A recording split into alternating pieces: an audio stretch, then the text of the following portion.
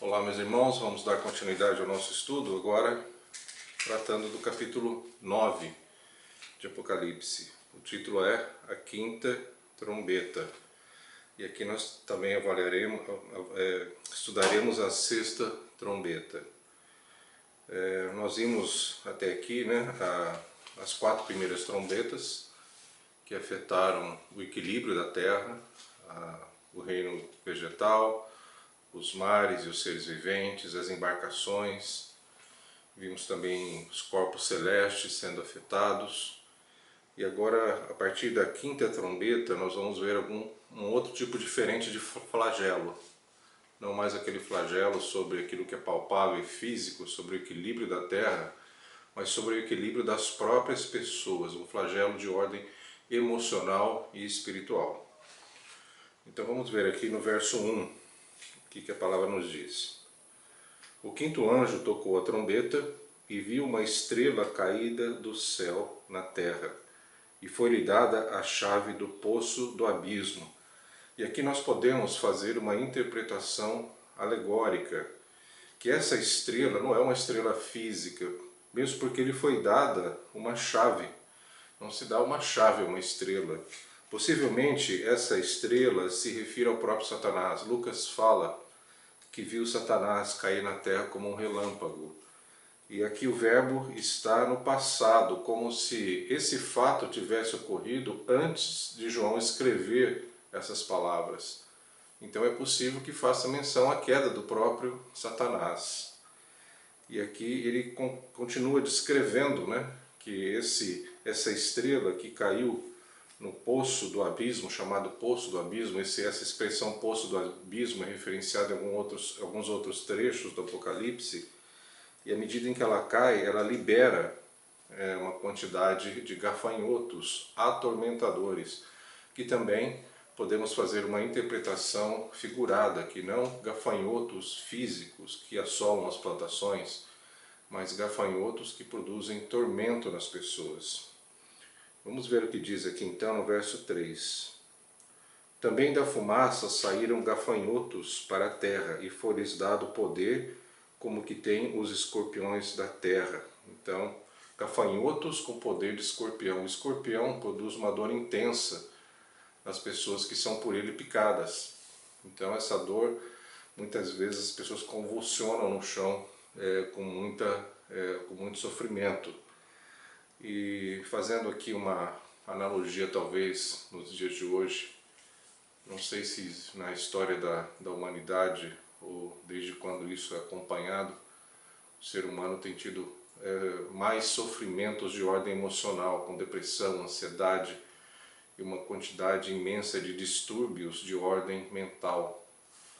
Dizem que o Brasil fica sempre entre os 3 primeiros colocados no consumo de Rivotril no mundo. Então as pessoas estão recorrendo aos remédios, às drogas, para produzir alguma paz, algum equilíbrio mental. É possível que esse tipo de tormento tenha a ver com esse tormento emocional, que as pessoas desejam até tirar a própria vida. Nós temos visto os índices de suicídio subir em uma escala surpreendente, principalmente entre os jovens nos países de primeiro mundo, como por exemplo o Japão e Estados Unidos. Então, esses gafanhotos são atormentadores de ordem espiritual e emocional. E no verso 4, e foi-lhes dito que não causassem dano à erva da terra, nem a qualquer coisa verde, nem árvore alguma, e tão somente aos homens que não têm o selo de Deus sobre a fronte. Então, mais um indício de que esses atormentadores, esses gafanhotos, não são de ordem física, porque lhes foi dito para não prejudicar a erva, não prejudicar a natureza, as plantas, mas sim aqueles que não têm o selo do Cordeiro. E aqui eu faço menção daqueles 144 mil. Pode ser que esses que foram preservados se refiram àqueles que foram selecionados para durante o período da grande tribulação, e é sempre bom mencionar que esses flagelos todos, eles estão inseridos dentro dos 7 anos da grande tribulação, que vem logo após o arrebatamento da igreja. Então, o arrebatamento da igreja encerra o período da graça dentro da visão dispensacionalista e inicia o período de 7 anos da grande tribulação. E após esses 7 anos da grande tribulação, Jesus vem com seus exércitos celestiais e estabelece o seu reinado de 1000 anos aqui na Terra. Então vamos ver agora na sequência o verso 5. Foi-lhes também dado que não os matassem, e sim que os atormentassem durante 5 meses, e o seu tormento era como o tormento de escorpião, quando fere alguém. Então veja o tormento de ordem emocional, espiritual. E aqui esse paralelo, né, com os escorpiões, e sempre esses insetos, né, os escorpiões, que na verdade são aracnídeos, e os gafanhotos, as serpentes, fazem menção à ação demoníaca. Então entendemos que tudo que está sendo relatado aqui no contexto da 5ª trombeta tem a ver com perturbação demoníaca na Terra nesse período. No verso 6, naqueles dias os homens buscarão a morte e não a acharão. Também terão ardente desejo de morrer, mas a morte fugirá deles. Outra coisa surpreendente, que não sabemos na prática como isso vai acontecer, mas possivelmente as pessoas, em função desse grande tormento, tentarão se matar, tentarão dar fim à sua própria vida e não conseguirão fazer isso. Então será um tormento que não terá solução. As pessoas acham que o suicídio é a solução para algum tipo de tormento desse tipo, mas aqui nem o suicídio lhe será dada essa opção, né? No verso 7, o aspecto dos gafanhotos era semelhante a cavalos preparados para a peleja. Na sua cabeça havia como que coroas parecendo de ouro, e o seu rosto era como o rosto de homem. E aqui também podemos traçar um paralelo alegórico, né, com relação ao tipo de gafanhoto, qual a característica desses espíritos atormentadores. E aqui ele fala sobre coroas parecendo de ouro, tem a ver com autoridade. Então lhe será dada uma autoridade para produzir dor emocional nas pessoas. E fala mais que o seu rosto como o rosto de homem, isso nos remete à razão. O homem é um ser pensante, né, que tem razão, usa a razão. Então esses seres, eles serão dotados de inteligência, de razão. Tinham também cabelos como cabelos de mulher. Isso pode se referir ao poder de sedução, né? A mulher tem esse poder de sedução. Então são espíritos, né, que são inteligentes, que têm autoridade e que têm poder de sedução. E não para por aí, né? E os seus dentes como dentes de leão, fala de força. No verso 9, tinham couraças como couraças de ferro. Então são seres praticamente indestrutíveis, mas que receberão poder por um tempo específico e para um tipo de função específica. É claro que Deus está no controle de tudo isso. Nem Satanás, nem tampouco esses demônios representados por esses gafanhotos têm poder de fazer o que eles querem.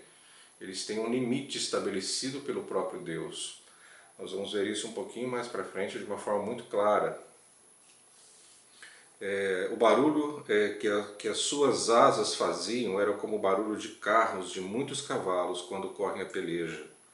Então, como se fosse um grande exército que está saindo a peleja para produzir tormento no ser humano. No verso 11, e tinham sobre eles como seu rei. Veja que aqui existe um coordenador dessa ação demoníaca, representada pelos gafanhotos.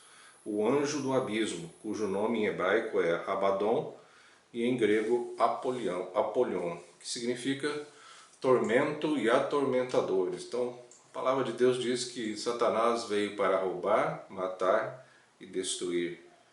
Então, nós temos aqui, lendo esse trecho, liberdade de fazer esse paralelo, né, com Satanás, seus anjos, o tormento que ele vai produzir na humanidade nesse período, né? Vamos ver agora a 6ª trombeta. Vamos ler a partir do verso 15.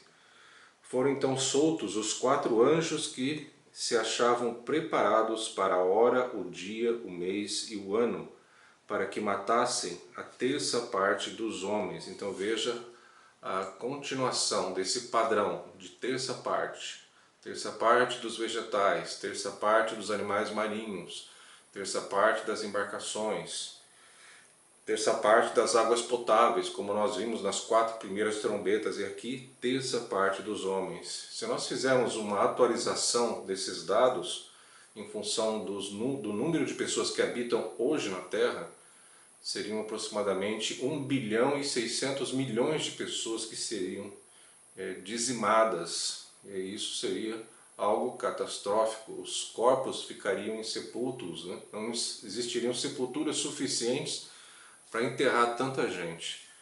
Nós estamos aí nessa fase da pandemia e às vezes os cemitérios que hoje nós temos entram em colapso, não só os hospitais, mas até os cemitérios também, por conta da grande quantidade de pessoas que morrem. E olha que o número de pessoas que morreram nessa pandemia não chegam a nível mundial a 3 milhões. Imagine 1 bilhão e 600 milhões de cadáveres precisando ser sepultados, né? Possível que as doenças elas se proliferassem, né, nesses ambientes. E outro dado aqui que eu quero salientar: preparados para a hora e dia, o mês e o ano. Então veja que esses anjos que foram liberados, nós mencionamos isso nos capítulos anteriores, né? Os anjos que estavam retendo os ventos nos 4 cantos da terra, se referindo aos 4 pontos cardeais, né? Norte, sul, leste, oeste. Então, para uma hora específica, e aqui a palavra é muito detalhista, né? Para a hora, o dia, o mês e o ano. Então, isso nos remete ao planejamento prévio feito pelo próprio Deus para que todas essas coisas acontecessem. Então existe uma sequência muito precisa, como um relógio que vai contando os seus minutos, os seus segundos, e com uma precisão impressionante, Deus vai estabelecer tudo aquilo que Ele prometeu na sua palavra, tudo aquilo que aqui está descrito. Céus e terra poderão passar, mas a minha palavra não passará, diz, né, a palavra de Deus. No verso 18, por meio destes 3 flagelos, a saber, pelo fogo, pela fumaça e pelo enxofre que saíam da sua boca, foi morta a terça parte dos homens. Tem novamente mencionando a mortandade que vai ocorrer nesse período.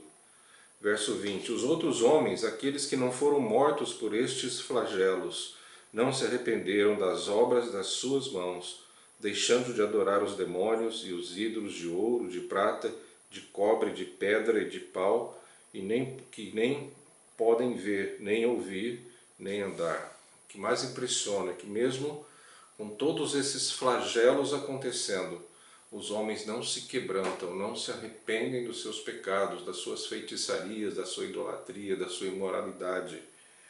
E o homem ele tem um poder tremendo de racionalizar as coisas que acontecem, os subterfúgios que passam pela sua vida, e eles têm sempre uma explicação lógica, plausível, nunca tributando isso a uma intervenção divina para produzir quebrantamento, humilhação e arrependimento. Infelizmente, o coração dos homens vai se endurecer e eles não se quebrantarão diante do Todo-Poderoso. Então aqui nós terminamos a 5ª e a 6ª trombeta, e depois no capítulo 10 nós continuaremos o nosso estudo. Obrigado a todos, que Deus abençoe.